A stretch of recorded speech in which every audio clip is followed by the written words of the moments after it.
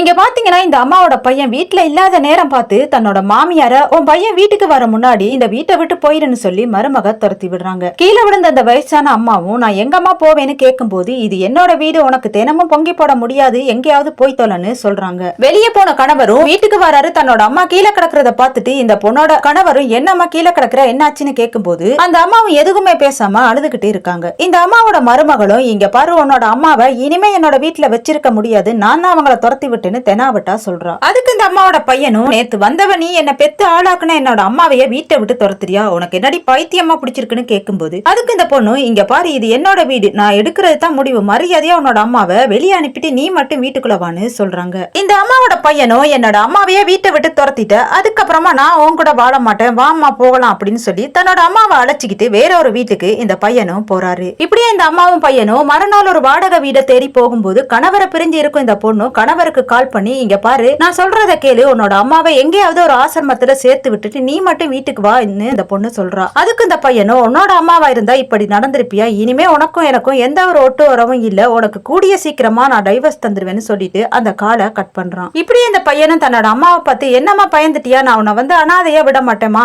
நான் ஓம் புள்ளமான்னு சொல்லிட்டு அம்மாவை அழைச்சிக்கிட்டு வீட்டுக்குள்ள போறாரு. இப்படியே மாமியார துரத்தி விட்டு அந்த பொண்ணும் நான் அவசரப்பட்ட ஒரு பெரிய தப்பா பண்ணிட்டு வாளாவட்டியா ஆகிட்டேனேன்னு சொல்லி கதறி கதறி அழ ஆரம்பிக்கிறா. இந்த வீடியோ பத்தி நீங்க என்ன நினைக்கிறீங்கன்னு கமெண்ட் பண்ணுங்க. பிடிச்சிருந்தா லைக் பண்ணுங்க.